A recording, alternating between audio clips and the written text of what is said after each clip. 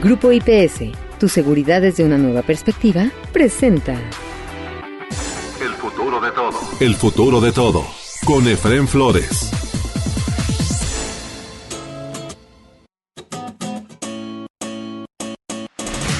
Hola, bienvenidos a El futuro de todo. Soy Efraín Flores, dándoles una muy cordial bienvenida. El futuro de todo. El futuro de todo, con Efraín Flores. No hay mucho que decir para presentar a nuestro actual entrevistado, Julio Alejandro Millán. Él es presidente de una de las firmas de investigación económica, social, por supuesto de perfiles, de todo lo que tenga que ver con economía y finanzas, consultores internacionales.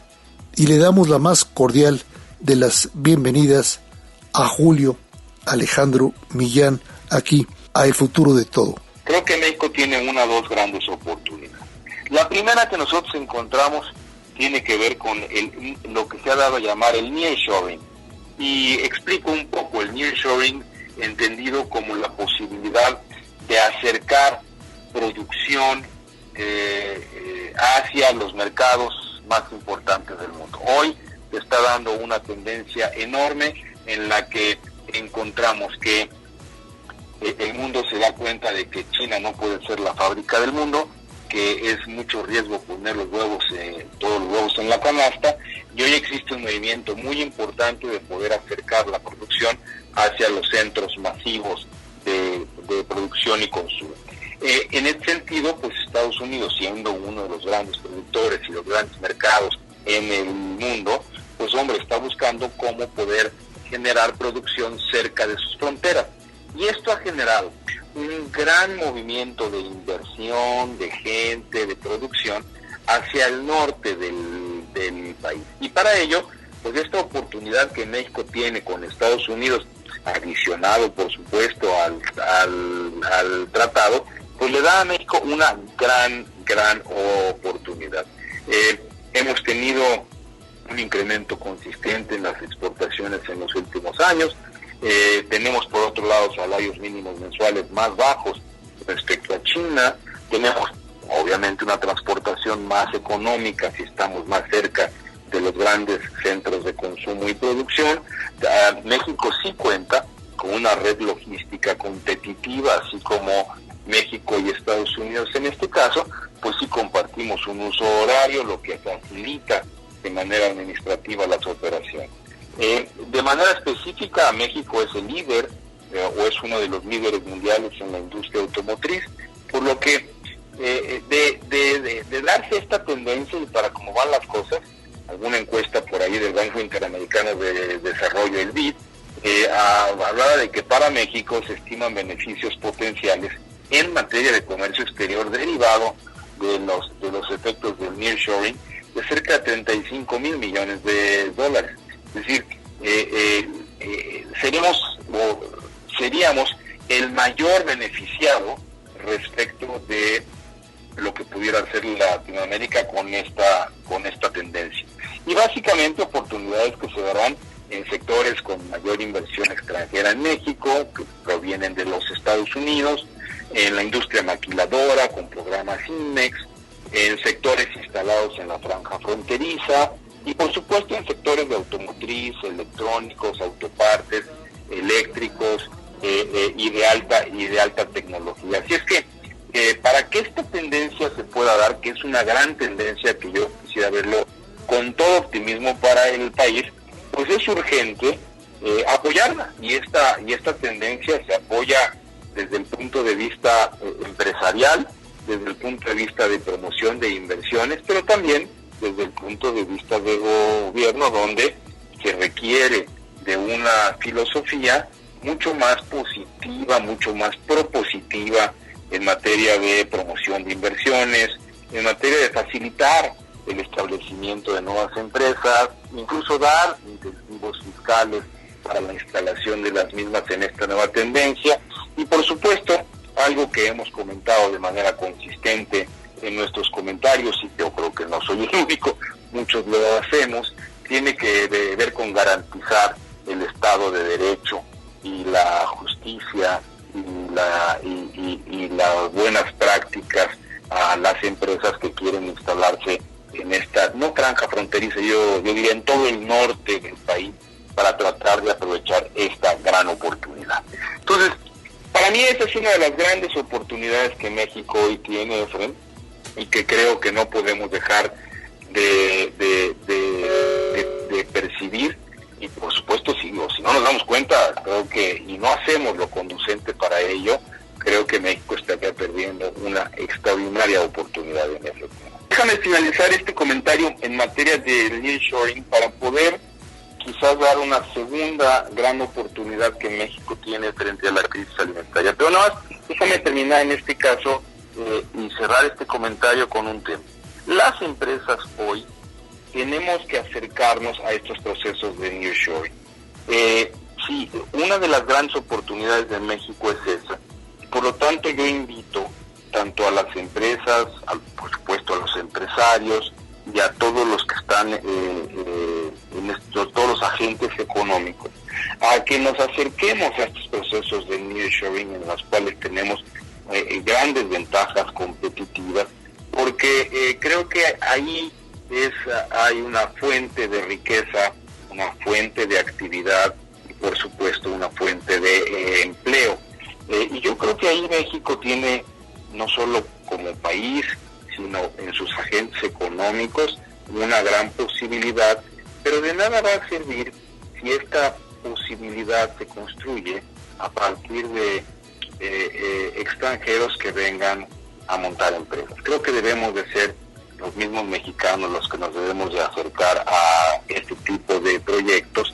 Y yo creo que aquí la Secretaría de Economía, la Secretaría de Hacienda, las cámaras, las asociaciones, los organismos de representación empresarial juegan un papel importante en la definición de los proyectos y por supuesto yo invito a que nos acerquemos a eso. Es una tendencia que nos puede durar, si la aprovechamos, muchos años, pero no es un tema de generación de riqueza por muchos años. Como siempre, muy interesante lo que nos tiene que decir Julio Alejandro Millán, a quien agradecemos muchísimo por haber estado aquí en El Futuro de Todo. Si a usted le interesa conocer más acerca de Julio o de consultores internacionales, visite el sitio que aparece aquí en la portada de este podcast específico de El Futuro de Todo. El futuro de todo. El futuro de todo. Con Efraín Flores. Enrique Díaz Infante, director del Sistema Financiero y Estudios Sociales del Centro de Estudios Espinosa Iglesias, del CEI. Bienvenido a El Futuro de Todo. Nearshoring, Enrique, ¿cómo lo ves? Ahorita sí trae una gran preocupación Estados Unidos, que es este pleito comercial con China y traer todas las inversiones. Pero aquí, Efraín, lo que es realmente preocupante es no entender que esas inversiones es ahorita una ventana de oportunidad.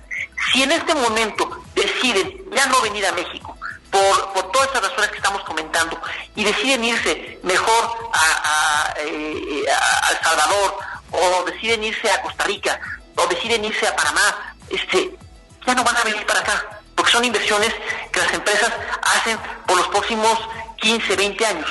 Entonces nos vamos a perder esa oportunidad. No lo está entendiendo el gobierno. Lo que sí también hay que mencionar que empieza a jugar a nuestro favor, pues es la moratoria constitucional, la democracia que va avanzando. Entonces quizás los inversionistas digan, a ver, está el Estado de Derecho, tache. El tema de inseguridad y el crimen, pues, tache. Derechos de piso, tache. Pero ya empieza una oposición y quizás la democracia vaya avanzando, entonces la destrucción se va a contener. Y en ese sentido quisiera tocar el punto de la calificación de Standard & Poor's, que nos pasaron de negativa a estable, la calificación de riesgo país. Sí, por supuesto. Y eso, Efraín, lo ligo ahorita porque también juegan en las decisiones de los países. Y curiosamente, lo que jugó a favor de que Standard & Poor's nos diera una calificación estable, de negativa estable, fue el que hay oposición, que ya no hay esa mayoría absoluta que tenía Morena, y que podría generar cambios constitucionales. Entonces, la democracia le gusta a los inversionistas. Y yo creo, Efraín, que es algo que este gobierno no está calibrando, no está midiendo suficientemente cuál va a ser el efecto que tenga. El hecho de que haya más de 120,000 muertos, el hecho de que la sociedad se decanta por la paz, y no por la violencia, el hecho de que la gente busque seguridad y este gobierno no se lo esté dando, y que los resultados de gobierno sean muy malos, pero que de alguna manera se mitiga, se minimiza, porque la popularidad del presidente está entre 57 y 62%, que es más o menos lo que también tenía Ernesto Zedillo y Fox y Calderón en su momento. No Peña Nieto sí fue cayendo, pero bueno, tienen los niveles similares, pero pues este gobierno lo presume mucho. Pero no toda esa popularidad. Es cuando uno revisa las calificaciones de ejercicio de gobierno, pues como tú bien señalas, en salud, en educación, en seguridad, en crecimiento económico, reprobado. Ese gobierno está reprobado y eso eventualmente le puede pasar la factura en las urnas. A mí no me sorprendería que de repente tuviera una caída estrepitosa este gobierno que la está conteniendo a partir del asistencialismo. A partir de todas estas dádivas está manteniendo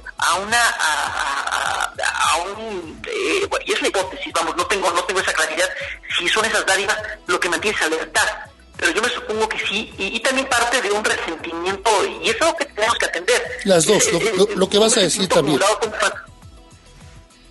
Sí, por la falta de movilidad social, por una gran pobreza, por la desigualdad que vivimos, y esa falta de oportunidades afecta mucho, y además, como esto que estamos diciendo ahorita, de falta de seguridad, de muertos, de educación y todo eso se está generando un cóctel, una bomba que eventualmente puede detonar que la popularidad del presidente se caiga y que en 2024 no tenga los resultados que reflejen esa popularidad del presidente. De hecho, Morena tiene una popularidad o tiene una aprobación del electorado mucho más baja que la que tiene el presidente, y podría ser que la popularidad del presidente y la de Morena se fueran acercando cada vez más por estos pobres resultados de gobierno. Sí, es que yo creo que el presidente sí lo tiene, o sea, López Obrador sí lo tiene bien calibrado, pero Morena no estoy muy seguro. Morena, una vez que termine su sexenio, López Obrador no vale mucho por sí mismo como institución. Ese que no es todavía partido político, pero es más un movimiento, no vale mucho por sí mismo. Lo que valía era López Obrador. Lo que valió en un momento determinado era el hartazgo, que sigue habiéndolo, ese hartazgo de la población por lo que hubo. Es decir, ya no queremos aquel PRI rancio, ¿no? Ya no queremos aquel PAN que no nos dejó ningún buen sabor durante 12 años de gobierno. Queremos algo nuevo, pero nadie está peleado con el sistema de partidos, ni con los sistemas electorales, ni con las elecciones limpias. Lo que pasa es que queremos alguien, un líder, una propuesta nueva. Pero ya muchos mexicanos que apoyaron en su momento en 2018 al presidente López Obrador para que llegara a la silla máxima, ya están dudando de este gobierno y están buscando una nueva alternativa, que es lo que no sabemos nadie todavía cuál va a ser esa nueva alternativa, pero la va a haber. Pero esta desarticulación de apoyos al desarrollo social pende como espada de Damocles sobre este sistema, Enrique. Sí, es a partir de mejorar la salud, la calidad de la salud, la calidad de la educación, la calidad de los empleos, que no sean empleos precarios y que la gente se pueda incorporar al mercado laboral a partir de tener las capacidades para funcionar en la economía. Y eso es lo que ha matado este gobierno. Y entonces uno no puede esperar que si todo esto lo ha destrozado y que además ha generado 600,000 familias que van tronadas por la vida porque perdieron un familiar por la pandemia, que todo eso no se te revierta en las urnas. Y lo que dijiste, los feminicidios, o sea, la manera como se ha desprotegido a las mujeres, como no se les ha permitido vivir con seguridad, con libertad en este país, que no se ha minimizado, no se le ha dado importancia a todas estas muertes, es un dolor que muchas familias llevan en su seno, en su corazón. y eso también se va a ver reflejado en las urnas. Entonces yo creo que el balance está siendo muy malo, y yo creo que la evaluación va a venir el 2024 en las urnas, y yo no auguro que vaya a haber un día de campo. Ahora, también la otra interrogante, Fred, es, ¿y enfrente quién está? Pues enfrente está una alianza de 3 partidos que se va tambaleando ahorita por el desastre. Se están rompiendo también entre ellos. Se están rompiendo entre ellos. El PAN vive en la mediocridad de un liderazgo como el de Raúl Cortés, que tú dices, pues eso no ayuda. El PRD ya nada más es el membrete, nada más el registro, y el o sea, tiene que quitarse a Alejandro Moreno. No pueden esperar a decir que tiene una propuesta cuando su líder se la vive tratando de explicar 23 casas. O sea, no puede ser. Y ahorita con todos los videoescándalos también, y los audioescándalos de Alito Moreno, es terrible también, ¿no? Y entonces de repente decimos, cuando vemos esos videos, y ese desprecio hacia la ciudadanía, y ese desprecio a todo mundo, y con ese lenguaje soez, pues esta es una opción de gobierno. Esta realmente es una opción de gobierno. Entonces yo creo que hablar del 2024 y hacer un análisis de lo que es el desastre en Morena, inevitablemente tenemos que ver cómo está la oposición, cómo va por México esa alianza, y realmente tienen que quitar a Alejandro Moreno a frente del PRI si esperan esa alianza sea opción viable, y tiene también el PAN que hacer un cambio en su dirigencia si quiere que sea una opción viable, y el PRD tiene que evolucionar como izquierda, como opción de izquierda, diciendo sí apoyamos la igualdad de oportunidades, sí apoyamos el bienestar socioeconómico de las personas de una manera inteligente, para que entonces digamos, bueno, esa alianza sí es una alianza viable, sí es una alianza a favor de la democracia, a favor del bienestar socioeconómico, y que tengamos liderazgos creíbles. Así piensa, y eso es lo que dice Enrique Díaz Infante, a quien agradecemos mucho el haber estado con nosotros, por supuesto, en el futuro de todo. Si a usted le interesa conocer más de Enrique y del Centro de Estudios Espinosa Iglesias, OSEI, visite el sitio de internet que aparece aquí en la portada de este podcast específico de El Futuro de Todo. 20 segundos y regresamos con ustedes aquí a El Futuro de Todo. ¿Te preocupa tu seguridad o la de tu empresa? ¿Necesitas oficiales de seguridad, protección ejecutiva, monitoreo personal o vehicular? No te preocupes. Con Grupo IPS, empresa mexicana en seguridad privada, tu seguridad desde una nueva perspectiva tiene lo que necesitas. Además, son especialistas en alarmas y seguridad electrónica. GrupoIPSMexico.com. El futuro de todo. El futuro de todo. Con Efrén Flores. Continuamos en El Futuro de Todo. Soy Efrén Flores, dándoles el más cordial de los saludos. Bienvenido, maestro Ricardo de la Peña, presidente de Investigaciones Sociales Aplicadas ISA, aquí, a El Futuro de Todo. Ricardo, ¿qué nos puedes decir del pasado viaje del presidente Andrés Manuel López Obrador a Washington? Pues mira, lo primero que surge es la gran duda de cuál fue el origen y cuál era la intención de esta reunión. Mucho se puede pensar que era una forma de resarcimiento de esa distancia marcada por México respecto a la política de Washington, la política de Biden, en ocasión de la Cumbre de las Américas. Que el hecho de haber dejado de asistir el Ejecutivo mexicano, no estar allí presente, trató de ser compensado con una reunión próxima en fecha que de alguna manera distanciara lo que pudo ser un distanciamiento, no diría yo ruptura porque no podemos hablar de rupturas, sino un distanciamiento que ya nos muestra esta poca concordia que existe entre los dos ejecutivos, el de aquí y el de allá. Yo creo que en el fondo ese es un poco el origen de esta reunión, y el sentido de la reunión pues quedó en el aire porque este resarcimiento no se dio como debía haber quedado en todo caso, no hubo un reencuentro, sino al contrario un mantenimiento, una distancia, y se perdió una oportunidad de algo que no tenía muy en claro para qué servía, que no era un ejercicio protocolario entre jefes de Estado en los cuales se lleva adelante una cena y sino era una reunión de trabajo como tal, en la cual iban a tratar de llegar a un entendimiento de una serie de puntos que nunca fue muy claro cuál era la agenda, y al final de cuentas deja un mal sabor de boca en tanto el alcance real de los acuerdos a los que pudo llegar.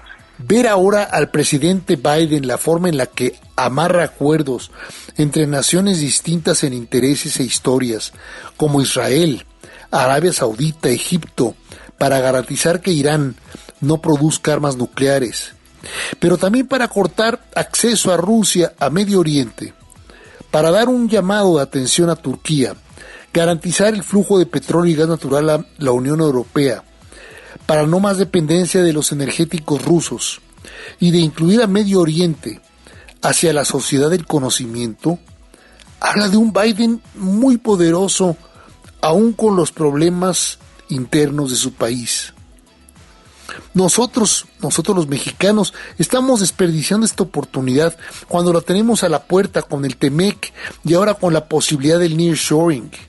Hay una necesidad de reconocimiento de un multipoder, una realidad mundial multicéntrica, donde Estados Unidos es el mayor de los primos, pero finalmente tiene primos, no está solo ni nada por el estilo.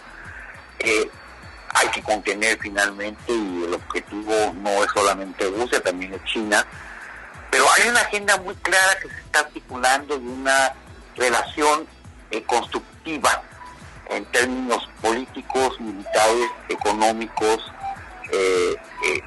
incluso de conformación del Estado de Derecho entre Estados Unidos, Europa, y hoy día este polo que se está conformando en Medio Oriente, que de alguna manera es un polo de contención de Irán, pero también es un polo de separación de Rusia, y donde no solo Israel, que ha sido un aliado histórico de Estados Unidos, es importante, sino Arabia Saudita, que es fundamental.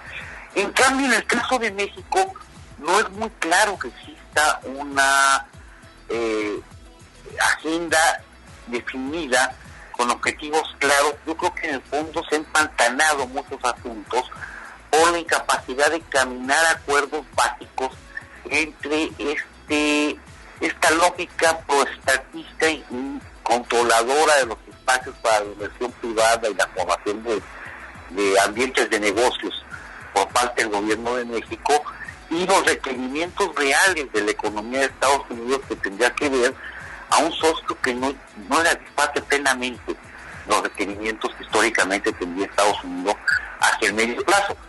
Entonces, parte de la agenda no abarca, por ejemplo, temas como puede ser el medio ambiente o la lógica del cambio tecnológico propia de los mecanismos de combate al cambio climático, porque finalmente México no está metido en esa lógica.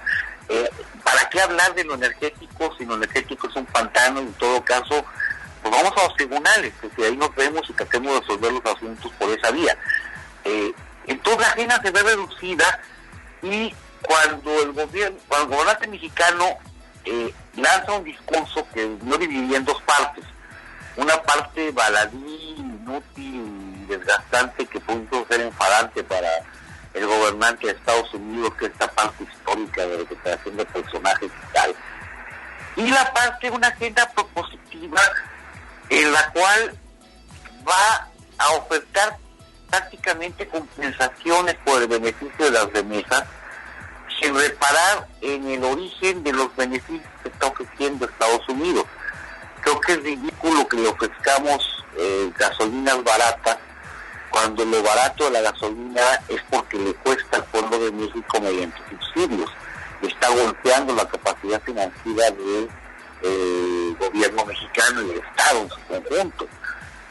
Entonces no es que esté barata la gasolina, sino que el precio con el que se vende la gasolina en México es reducido porque parte del costo está absorbido por un subsidio que de cualquier manera forma parte del costo para el país. Pero además de todo, desaprovechar, desperdiciar el tiempo de los mexicanos en la Casa Blanca, en la oficina oval, para no sentarnos con el presidente de Estados Unidos y decirle, a ver, ¿cómo nos sentamos? ¿Cómo hacemos negocios? Para México, para mis mexicanos, para 130 millones y para tus 300 millones, 300 y pico de millones de estadounidenses. Y para el mundo, tomando en cuenta lo que está ocurriendo en la Unión Europea, entre Rusia y por supuesto ya la Unión Europea, pero además con China. O sea, hay centros estratégicos neurálgicos en Medio Oriente, en Siria, en Turquía, en Irán, con Rusia, pero además también de China, que quiere aprovecharse y acaparar espacios dentro del Pacífico, donde la competencia de China con Estados Unidos abre como nunca en una generación completa las posibilidades para que nuevamente México crezca en formas inusitadas gracias al nearshoring y otras posibilidades que nos ofrece la nueva expansión del polo estadounidense y sus aliados frente al polo sino-ruso. No sé qué opinas al respecto. ¿Qué forma de desperdiciar, de quemar, de acabar con las relaciones con Estados Unidos en un momento tan importante para nuestro país? Mira, yo creo que ahí tenemos una pérdida, una derrota o una inutilidad de la reunión, tanto en el espacio de lo político como en el espacio de lo económico. En lo político, bueno, es muy claro que la agenda de la visita fue una agenda corta, reducida a un encuentro de trabajo, básicamente el encuentro de trabajo entre ejecutivos, cuando el protocolo, pero no solo el protocolo, sino la pertinencia política, marca que se busquen otros encuentros complementarios, primordialmente con el Congreso de Estados Unidos, que es muy importante, y es que no se da. Nuevamente no tenemos en claro por qué, si es porque el gobierno de México no lo auspicia porque entiende y reconoce la distancia que hay con el Congreso, o si el propio Congreso de Estados Unidos no lo provocó o no lo permitió por esta misma separación, esta distancia que hay con el gobierno de México, ni tampoco hay un uso para encuentros en lo empresarial o en los proyectos económicos que activen realmente un clima de negocios. Y aquí ves un poco la propuesta presentada por López Obrador. Se ha concentrado la crítica mucho en esta parte de las gasolinas baratas y demás.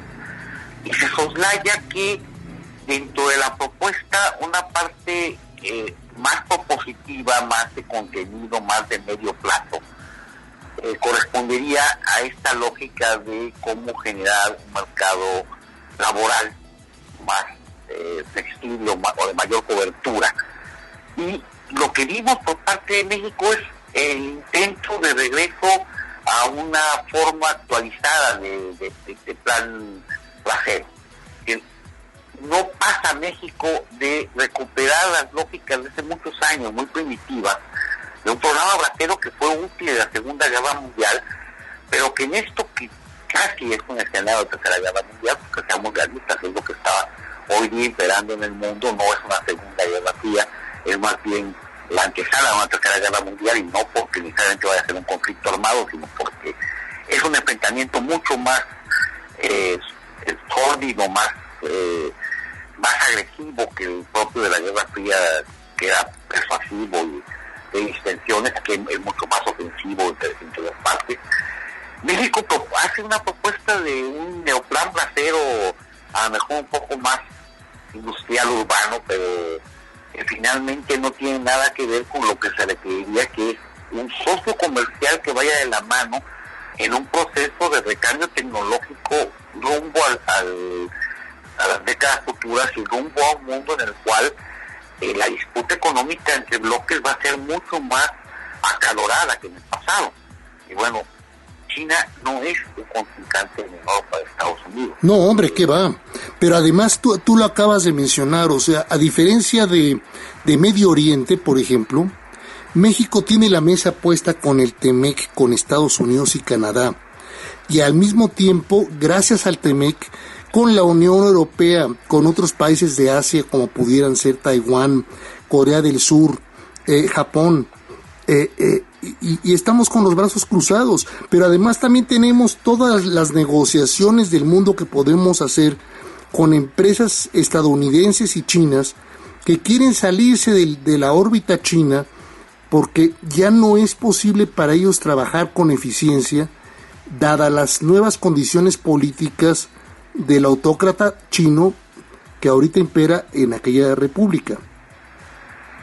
Pero, a ver, yo sí creo que en todo esto México está enfrentando al TEMEC más como un limitador de la capacidad de externalización de los objetivos básicamente proestatistas y empresariales del gobierno mexicano, y no como ese espacio de oportunidad que debería verse donde se incentive precisamente el negocio y se creen los mecanismos de operación en mercados que deben construirse y reconstruirse de aquí a unos cuantos años. Es decir, la transformación económica está aquí, no es dentro de décadas, es ahora. Y México debía sumarse a esos proyectos, y en vez de impulsar esa suma y de buscar una integración creciente y aprovechar ese espacio, se está viendo cómo se contienen las lógicas no proestatistas que genera la activación plena del TEMEC, lo cual, bueno, pues perdón, entonces ¿para qué firmaste el TEMEC y a dónde quieres llegar? Y además hay que aclarar una cosa, no lo firmó Peña Nieto ni su equipo, lo firmó finalmente el presidente López Obrador y su equipo, ¿eh? Sí, y se supondría que tendría que ser una guía que canalice una política económica que conlleve una lógica de integración de mercados creciente y de ampliación y apertura hacia otros mercados con los cuales se relacionaría ya no como país, sino como bloque. Si México sería una parte constitutiva de Norteamérica. Y bueno, esto no es lo que se está viendo ni lo que se siente. Es decir, la lógica parroquial, la lógica provinciana de yo veo hacia adentro y no veo hacia afuera. ¿Qué le pareció? ¿Qué le pareció Ricardo de la Peña y su comentario sobre el viaje del presidente? ¿Qué le pareció Enrique Díaz Infante? Y por supuesto, Julio Alejandro Millán, todos con una visión de México que no presentan la mejor cara más allá del 2024. Tenemos que ponernos las pilas entre todos para armar un mejor futuro, con una visión de mejor futuro México para 130 millones de mexicanos rumbo a los próximos años, más allá del 2035, para construir en México toda una sociedad del conocimiento. Si a usted le interesa conocer más de Ricardo de la Peña y por supuesto de su empresa Investigaciones Sociales Aplicadas, ISA, visite el sitio de internet que aparece aquí en la portada de este podcast del Futuro de Todo. Eso es todo por hoy en el Futuro de Todo en México y de cara al mundo. La realización y producción de este podcast, El Futuro de Todo, está a cargo de Mario Díaz y su equipo en redes. Un servidor, Efrén Flores, se despide de ustedes esperando contar con su presencia en el próximo de nuestros podcasts de El Futuro de Todo. Hasta entonces. Grupo IPS, tu seguridad desde una nueva perspectiva, presentó El Futuro de Todo. El Futuro de Todo. Con Efrén Flores.